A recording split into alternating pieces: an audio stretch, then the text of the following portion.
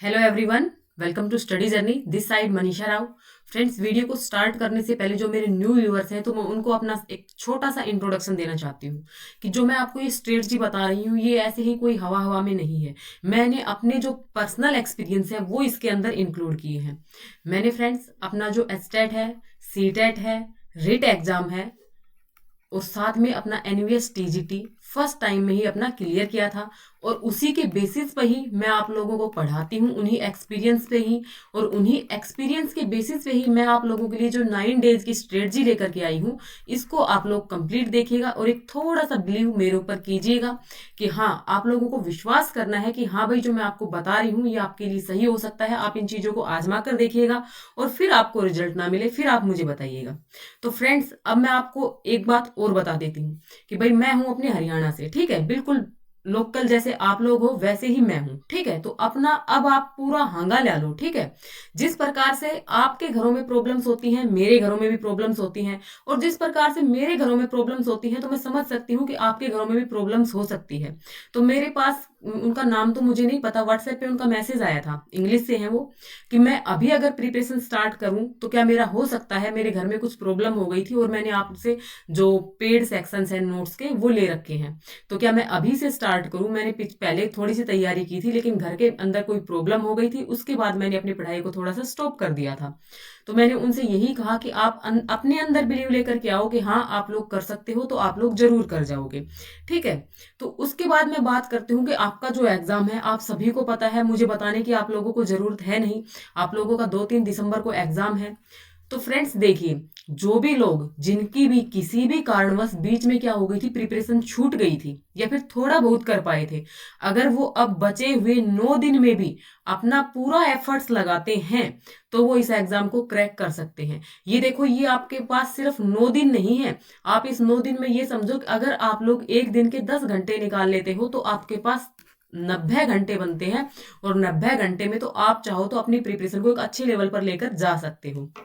Friends, जिनके पहले 70 के आसपास मार्क्स आते थे, अगर वो भी अब 9 दिन में मेरे बताए अनुसार अपनी अच्छे से प्रिपरेशन करे, बिल्कुल डेडिकेट होकर प्रिपरेशन करे, तो वो आराम से 95 से 100 के बीच में जरूर आ जाएंगे। जिनके 70 के आसपास मार्क्स थे उनकी मैं बात कर रही हूँ, वो अभी से कर रही हैं। ये पिछला उनके एग्जाम में था या अब जब भी मॉक टेस्ट लगा रहे हैं तब उनका ये स्कोर आ रहा है। लेकिन इन 9 दिन में आपको करना क्या है, ये बातें मैं आपके साथ इस वीडियो में डिस्कस करूंगी। सबसे पहले तो फ्रेंड्स देखिए, जो 9 दिन है ये आप लोगों के लिए 9 दिन नहीं 90 घंटे हैं, मैंने आपको बता दिया। आप लोग नवरात्र करते हो, मैं भी करती हूँ, 9 दिन के ही होते हैं। जो होते हैं आप लोग भी अपने घरों में उगाते होंगे, लेकिन मैं भी उगाती हूँ। तो क्या करते हैं, 9 दिन में ही वो कितने बड़े हो जाते हैं। क्यों हो जाते हैं वो इतने बड़े, अगर उनको हम खेत में उगाते हैं तब होते हैं वो 9 दिन में इतने बड़े नहीं होते। उसका क्या कारण है, क्या लॉजिक है। भाई यहाँ पे जो उनको पानी मिलता है वो क्या मिलता है, ज्यादा मिलता है, ठीक है। छाया में रहते हैं, धूप तो नहीं मिल पाती, लेकिन ये छाया में रहते हैं और इनको जो न्यूट्रिशन है वो अच्छा खासा मिल जाता है और 9 दिन में ही ये अच्छे बड़े हो जाते हैं। लेकिन जो खेत में है उसको इस प्रकार का पानी वगैरह नहीं मिल पाता, तो वो नहीं हो पाते 9 दिन में इतने बड़े।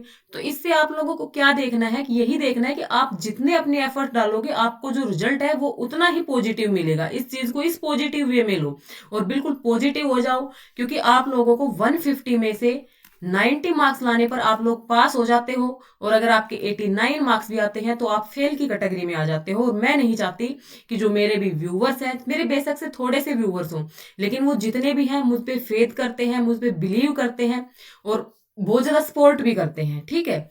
तो मैं चाहती हूँ कि आप सभी लोगों का, जिन्होंने मुझसे इतना विश्वास दिया है, इतना प्यार आप लोग मुझसे करते हैं, कि आप लोग बिल्कुल अब इस टाइम पे कोई गलती ना करें, कोई मिस्टेक ना करें, एक सही स्ट्रेटजी से अपना जो ये 9 दिन है इनको अच्छे से यूटिलाइज करके और अपना जो रिजल्ट है उसको पॉजिटिव निकालो। सबसे पहले तो आपको ये बात देखनी है, ये कोई कॉम्पिटिटिव एग्जाम नहीं है कि आपको मेरिट में आना है, कि 150 में से आपको भाई 125 लेकर के आने हैं, 130 लेकर के आने, भाई ऊपर ऊपर वालों का चयन हो जाएगा, नीचे वालों का नहीं होगा। आपको कितने मार्क्स लेके आने हैं, 90। मैंने आपको टारगेट कितना का दिया था, 110 का। लेकिन जो अभी से तैयारी स्टार्ट कर रहे हैं वो अपना 100 का टारगेट भी लेके चलते हैं तो भी वो कर सकते हैं। किस प्रकार करेंगे? तो ये देखो, या तो बिल्कुल मतलब जिसने कुछ पढ़ा ही नहीं है भाई, तो उसकी तो मैं गारंटी नहीं ले रही। जिसने बिल्कुल भी नहीं पढ़ा है या फिर जिसने मतलब एक्सपीरियंस भी नहीं है, जिसको ना सीटेट का एक्सपीरियंस है ना एचटेट का, तो उसका तो देखो मैं अभी कुछ इतना नहीं कह सकती कि वो कितना एफर्ट करेगा कितना नहीं करेगा। लेकिन जिन्होंने पहले थोड़ी बहुत भी तैयारी की थी और उनका बेस है वो सही है, बीएड में अच्छे से पढ़ा था, जो उनकी ग्रेजुएशन थी उसमें अच्छे से पढ़ा था, पीजी में अच्छे से पढ़ा था, तो वो इस एग्जाम को आराम से क्रैक कर सकते हैं। इतना बड़ा कोई हवा है नहीं। ओके, तो देखिए फ्रेंड्स, आज कितनी है? 23 नवंबर हो गई है। तो आज के दिन समेत आप लोगों के पास कितने डेज बचते हैं? 9 डेज बचते हैं। फ्रेंड्स, यहाँ पर एक छोटी सी इंफॉर्मेशन ऐड करना चाहूंगी। और कुछ लोगों को लगता है कि मैं प्रमोशन कर रही हूँ। एक बंदे ने मेरे को कमेंट किया था कि ये प्रमोशन है, तो भाई ठीक है, सब करते हैं प्रमोशन, मैं भी कर रही हूँ, ये समझ लेना। लेकिन हाँ, मैं एक्चुअल में बताऊं तो ये मैं प्रमोशन नहीं कर रही हूँ। मैं किसी मतलब लालचवश ये बात नहीं कह रही हूँ। मैं सिर्फ मतलब उनको कह रही हूँ जिनकी अभी तक तैयारी नहीं हुई है और किसी कारणवश मतलब भाई कोई भी परिस्थिति रही होगी उनकी, उनकी तैयारी है वो नहीं हो पाई, लेकिन अब वो सोच रहे हैं कि भाई मेरे को अपना टेस्ट है वो क्रैक करना है।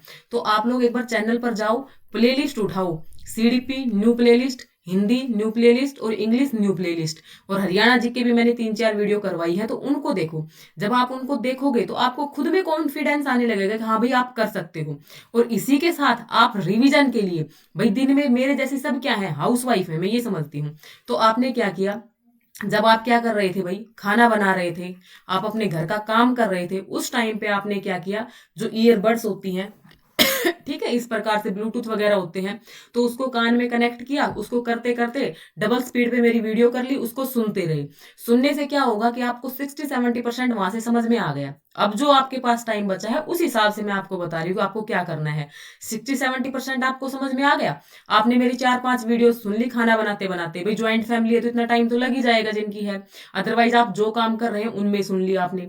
उसको सुनने के बाद आपने क्या किया? फट से फोन खोला, नोट्स उठाए वहां से, और वहां से एक एक पॉइंट को ऐसे पढ़ लिया। तो जो कोई आपके माइंड से जो पॉइंट निकल रहा था वो वहां से आपने किया, तो आपको क्या हो गया? बिल्कुल दिमाग में क्या हो गया भाई? क्लियर हो गया। उसके बाद आपको क्या करनी है? प्रैक्टिस क्वेश्चन भी यहाँ पर आपको मिलेंगे, साथ में मैंने यूट्यूब पे भी सीरीज स्टार्ट कर रखी है प्रैक्टिस क्वेश्चन की, तो वहां से आप क्या कर सकते हो? अपने क्वेश्चन की प्रैक्टिस कर सकते हो। तो बिल्कुल, मैं बिल्कुल बात बोलूंगी कि जिन्होंने अब तक भी तैयारी नहीं की है, अगर वो इनके साथ जाते हैं, क्योंकि फ्रेंड्स इन नोट्स के अंदर मैंने अपना जो एक्सपीरियंस है, एचटेट, सीटेट, रेट, एनवीएस, वो सारा एक्सपीरियंस इसके अंदर डाला है। और अगर आप इनको मतलब इस हिसाब से तैयार किया है कि बिल्कुल मतलब जो एग्जाम पॉइंट ऑफ व्यू से आप लोगों के अच्छे मार्क्स किस प्रकार से आ सकते हैं, इस हिसाब से तैयार किया है। और वीडियोज आपको सारी यूट्यूब पर फ्री मिल रही है। बाकी जो 2-4 टॉपिक है जो मैंने यूट्यूब पे नहीं करवाए, तो वो भी मैं वहां पे ऐड कर रही हूँ। तो अगर आप लोग इनके साथ जाते हैं तो आपका अच्छे से फायदा होगा। ठीक है, जो जिन लोगों ने नोट्स परचेज कर रखे हैं और जिन लोगों की तैयारी हो चुकी है, कहीं और से परचेज किए थे या कहीं और से पढ़ा था, उनको अब क्या करना है? देखो, आपके पास 9 दिन बच गए भाई। तो इन 9 दिन के अंदर अब तो देखो, किसी के ऊपर मैं ये थोप नहीं रही हूँ। जिन्होंने अपनी स्ट्रेटजी बना रखी है, पहले से तैयारी करते आ रहे हैं, उनका विजन ऑटोमेटिक क्लियर है, तो उनको ये जबरदस्ती नहीं है कि मेरी स्ट्रेटजी को फॉलो करना है। 9 दिन बचे हैं फ्रेंड्स, क्या करो? सब्जेक्ट है उसको डेली पढ़ो। जो आपका सब्जेक्ट है वो आपको कितने मार्क्स दिला रहा है? 60 मार्क्स दिला रहा है, उसको डेली पढ़ना है। साथ में फ्रेंड्स, सब्जेक्ट के अंदर अब की बार आप लोगों की क्या आने वाली है? पेडागोजी आने वाली है। क्या आने वाली है भाई? पेडागोजी। तो जो पेडागोजिकल कंसेप्ट है वो आपको जरूर करने हैं, क्योंकि फ्रेंड्स ये होते हैं फ्री के नंबर। तो आप लोगों को 15 से 20 मार्क्स के बीच में जो पेडागोजी है वो देखने को मिल जाएगी।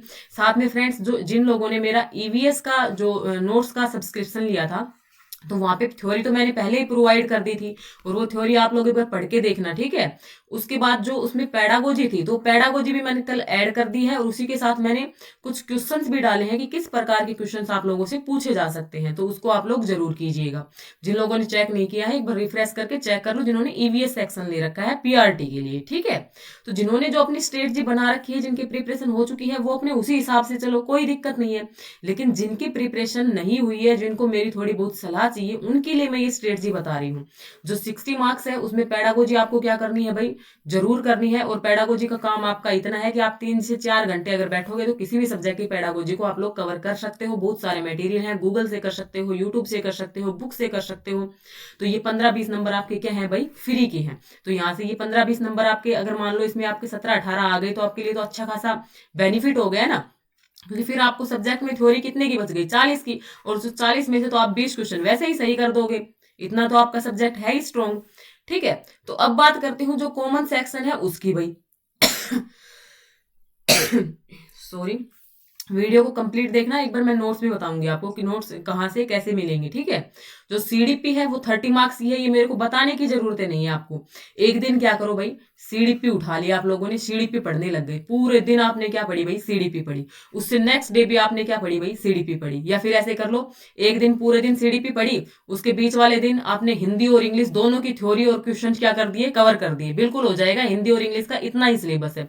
उससे नेक्स्ट डे फिर सीडीपी को कर दिया, तो 2 दिन तो आपने सीडीपी को और एक दिन किसको दे दिया, हिंदी इंग्लिश को। तो 60 मार्क्स का काम आपका यहां से हो गया। क्वेश्चन डेली प्रैक्टिस करते रहो। ठीक है, उसके बाद आपको क्या करना है, एक दिन आपको मैथ्स के प्रीवियस ईयर सोल्व करने हैं, एक दिन आपको रीजनिंग के प्रीवियस ईयर सोल्व करने हैं। बैठ जाओ, पीछे का क्वेश्चन पेपर निकालो और उसके क्या करते रहो भाई, उसको फटाफट से सोल्व करते रहो। मैथ्स और रीजनिंग सोल्व कर ली, बस यही कर लेना। जिनका अच्छा है उनके लिए भी अच्छा है मैथ्स और रीजनिंग, और जिनके लिए नहीं है उनको भी अब डीप में पढ़ने की जरूरत नहीं है। ठीक है, इतना ही कर लेना आप लोग। उसके बाद बच गई भाई हरियाणा जीके। हरियाणा जीके का मैंने नोट सेक्शन में वेलफेयर स्कीम डाल रखी है, उनको पढ़ लो, 2 नंबर आपके वहां से आ जाएंगे।